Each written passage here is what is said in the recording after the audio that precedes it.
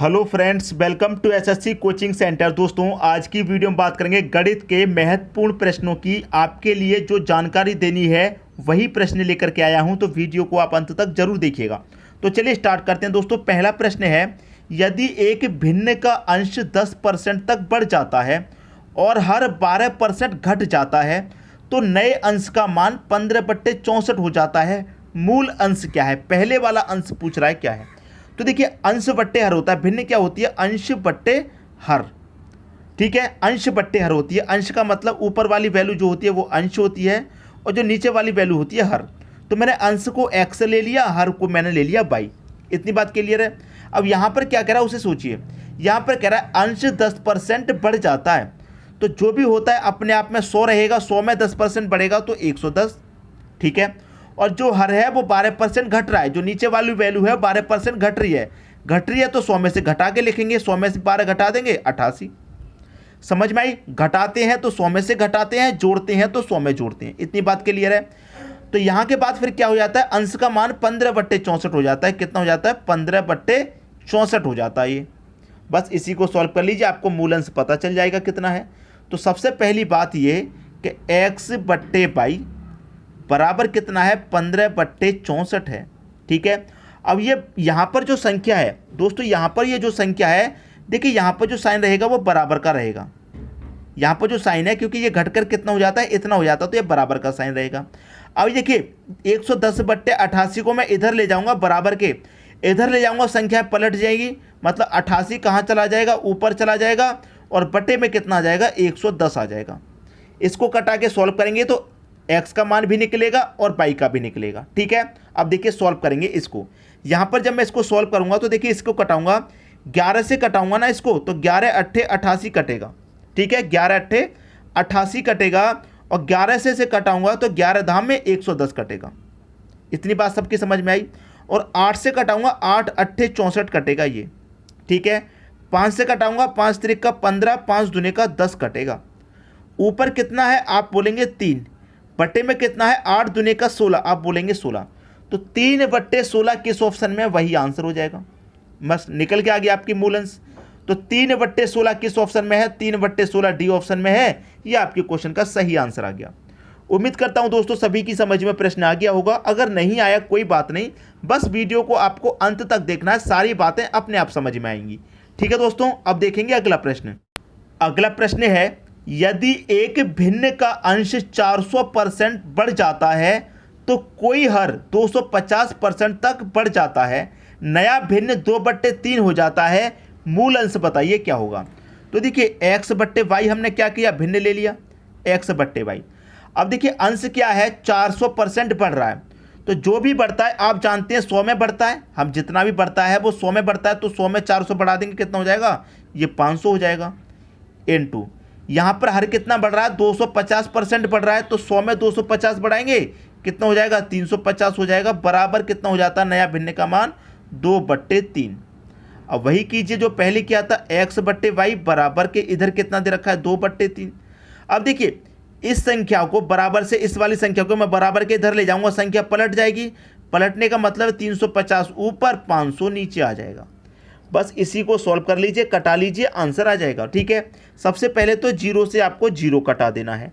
0 से 0 कटा दिया।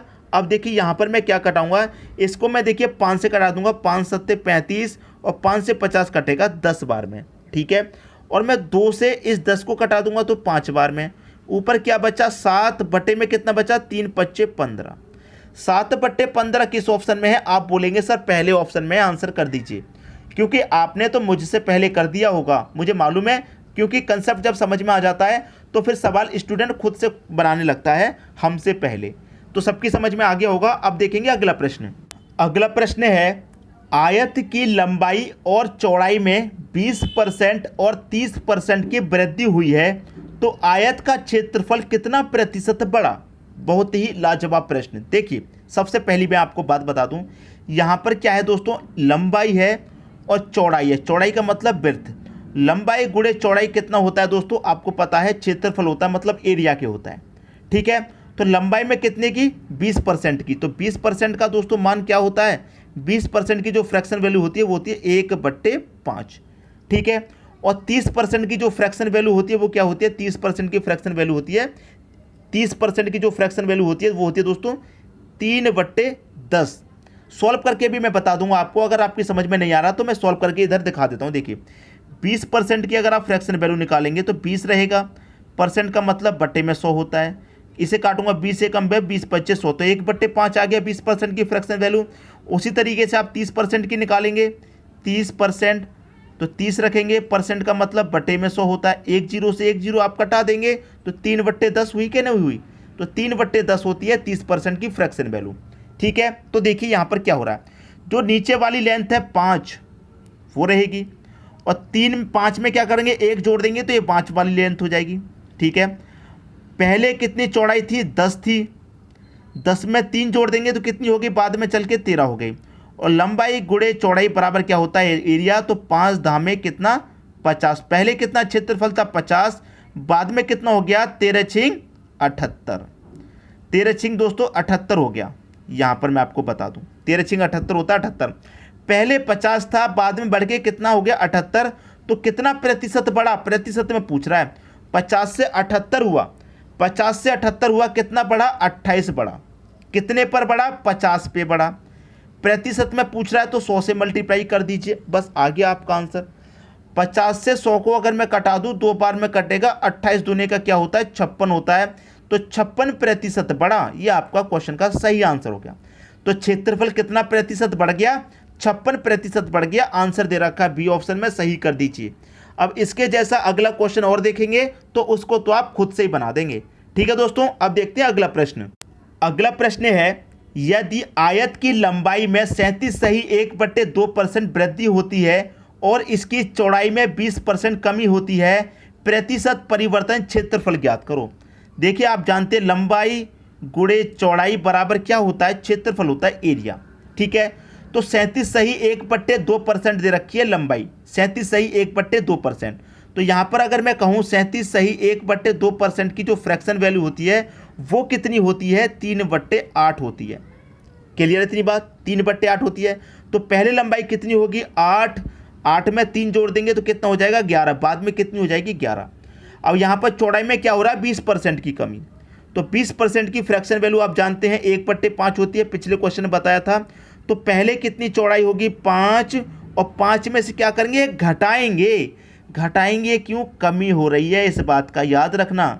जब वृद्धि होती है तो नीचे वाली में ऊपर को जोड़ के लिखते हैं, और कमी होती है तो नीचे वाली में से ऊपर को घटा के लिखते हैं, याद रखना। तो 5 में से घटा देंगे 4। ठीक है दोस्तों, तो 8 × 5 कितना हो जाएगा 40, और 11 चौके कितना हो जाएगा यहाँ पर 44 हो जाएगा। ठीक है, तो 40 से 44 हो गया, कितने प्रतिशत बढ़ा, आप बोलेंगे 4। कितने पर बढ़ा, आप बोलेंगे 40 पर बढ़ा। प्रतिशत में पूछा, आप बोलेंगे सर 100 से मल्टीप्लाई कर दो, आंसर आ गया। क्लियर, 100 से मल्टीप्लाई कर दीजिए, आंसर आ जाएगा। देखिए कितने आंसर आ जाएगा, यहाँ पर मैं कटाऊंगा 0 से 0 कटा दूंगा, 4 से 4 कटा दूंगा, 10% आपका आंसर आ जाएगा। बताइए किसकी समझ में नहीं आया इतना आसान प्रश्न, सबकी समझ में तो आ गया होगा। अब देखेंगे अगला प्रश्न। अगला प्रश्न है, किसी वस्तु को 56 रुपये में बेचने पर उतना ही प्रतिशत लाभ होता है जितना वस्तु का क्रय मूल्य है। ठीक है, समझ में आएगी बात, उतना है लाभ होता है जितना वस्तु का क्रय मूल्य है। तो क्या पूछ रहा है इस प्रश्न में, क्रय मूल्य पूछ रहा है, क्या होगा दोस्तों। यहाँ पर इस प्रश्न में जो पूछता है वो पूछता है कि क्रय मूल्य क्या है। ठीक है, तो देखिए सबसे आसान तरीका बता रहा हूँ। सबसे पहले तो क्वेश्चन में ये पढ़िए क्या कहा है कि 56 रुपये में उतना ही लाभ हो, प्रतिशत का लाभ होता है जितना वस्तु का क्रय मूल्य है। मतलब वस्तु का क्रय मूल्य 10 है तो क्या होता है 10% का ही लाभ होता है। अगर क्रय मूल्य 20 रुपये है तो 20% का ही क्या होता है लाभ। समझ में आई बात। तो क्या करेंगे आप यहाँ पर 56 को लिखेंगे, और 56 के ऐसे फैक्टर आप करेंगे जिनके बीच का जो अंतर है वो 10 का आ जाए। इतनी बात समझ में आ रही है। क्या करेंगे, इनके बीच का जो अंतर है वो कितना आ जाए, जोड़ के 10 आ जाए, जोड़ के घटा के 10 आ जाए, बीच का इनका अंतर। सबकी समझ में बात आई, यहाँ तक तो किसी को कोई डाउट नहीं है। क्लियर, ऐसे आपको फैक्टर करने हैं। तो जब आप इनके ऐसे फैक्टर करेंगे तो फैक्टर करने पर दोस्तों क्या आएगा, यहाँ पर देखिए 56 के कैसे फैक्टर करेंगे आप, करेंगे 14 चौके 56 होता है। भाई 56 के फैक्टर कर लिए हमने, 14 चौके 56 होता है, और इनके बीच का आप जब अंतर करेंगे तो अंतर 10 ही तो आएगा। तो आपको क्या करना है, ऐसे फैक्टर करने हैं जिनके बीच का अंतर 10 आएगा। ठीक है, तो आपसे कि वस्तु का क्रय मूल्य पूछ रहा है क्या है, तो दो फैक्टर में जो आपकी छोटी संख्या है उसके आगे आप एक जीरो लगा देंगे तो वही आंसर हो जाएगा। तो 40 रुपये है क्रय मूल्य, ये आपका आंसर है। क्रय मूल्य कितना है? 40 रुपये, पहला ऑप्शन हो गया सही आंसर। अब मैं आपको एक चीज़ और इसमें जरूर बताने वाला हूँ। क्वेश्चन तो सेम रहेगा, यहाँ पर क्या दिया गया? प्रतिशत लाभ। लाभ की जगह अगर आपको हानि दे दे, लाभ की जगह अगर आपको हानि दे दे तो बड़ी संख्या के आगे जीरो लगाते हैं। अगर लाभ देगा तो छोटी संख्या के आगे जीरो लगाते हैं, हानि देगा तो बड़ी संख्या के आगे आप जीरो लगाते हैं। सबकी समझ में बात आ गई? अब देखेंगे अगला प्रश्न। अगला प्रश्न है, एक पुस्तक को 75 रुपये में बेचने पर उतना ही प्रतिशत लाभ होता है जितना की पुस्तक है, तो पुस्तक का क्रय मूल्य बता दीजिए। अभी अभी जैसे सॉल्व किया है बिल्कुल वैसे ही तो होगा। 75 के फैक्टर कर लेने हैं आपको, तो 75 के फैक्टर करेंगे क्या होता है? 5, 15, 5, 75, दोनों के बीच का अंतर कितना आ गया? 10 आ गया। प्रतिशत लाभ दे रखा है तो मैंने क्या बताया? लाभ दे रखा होगा तो छोटी संख्या आ गया आपकी, आप जीरो लगा दीजिए, ये आपका आंसर हो गया 50। तो वस्तु का जो क्रय मूल्य होगा वो होगा 50, 50 दे रखा है डी ऑप्शन में, ये आपके क्वेश्चन का सही आंसर हो गया। आपकी समझ में बात आ गई? कोई स्टूडेंट ऐसा तो नहीं जिसकी समझ में ना आई हो? अगर नहीं भी आई है तो वीडियो को अंत तक जरूर देखना है, बस इतना ध्यान रखिए। अब देखेंगे अगला प्रश्न। अगला प्रश्न है, किसी वस्तु को 25 रुपये में बेचने पर उतने ही प्रतिशत की हानि होती है जितनी वस्तु की लागत है। वस्तु का क्रय मूल्य क्या है? कितने रुपए? 25 रुपये। जितने प्रतिशत की हानि होती है उतना ही क्रय मूल्य है। तो क्या करेंगे? 25 का फैक्टर करेंगे, तो फैक्टर 25 के क्या बनेंगे? 5 गुने 5। तो मैंने क्या बताया? दोनों के बीच का हमें क्या करना है? कुछ करके 10 लेके आना है। तो यहाँ पर अंतर तो आपका 10 का नहीं है, लेकिन आपका अगर देखेंगे तो योग आपका 10 का दे रखा है, तो कुछ करके हमने क्या किया? 10 बन गया। लेकिन मैंने आपको एक बात और बताई थी, अगर हानि प्रतिशत दे रखा है तो छोटी संख्या के आगे आप जीरो लगाएंगे, लेकिन यहाँ पर भी 5 है, यहाँ भी 5, तो किसी के भी आगे आप जीरो लगा दीजिए, आपका आंसर आ गया। ठीक है, 50 आपके प्रश्न का सही आंसर है। अगले क्वेश्चन में ये डाउट भी आपका क्लियर हो जाएगा। ठीक है, ये डाउट भी क्लियर हो जाएगा। अब देखते हैं अगला प्रश्न। अगला प्रश्न है, एक दुकानदार ने कोई सामान 21 रुपये का बेचा और उसको बेचने पर उतने ही प्रतिशत की हानि हुई जितने को वो सामान था, तो सामान का क्रय मूल्य क्या है? बता दीजिए। 21 रुपये हैं, 21 के फैक्टर कर लीजिए। फैक्टर कितने होंगे? 7 गुणे 3 होंगे, दोनों को अगर आप जोड़ेंगे तो 10 मिल जाएगा। ठीक है, यहाँ पर हानि प्रतिशत की बात कह रहा है, तो मैंने क्या बताया? हानि के लिए जो दोनों में बड़ी संख्या होती है उसके आगे आप जीरो लगाते हैं। 70 हो गया आपके प्रश्न का सही आंसर, 70।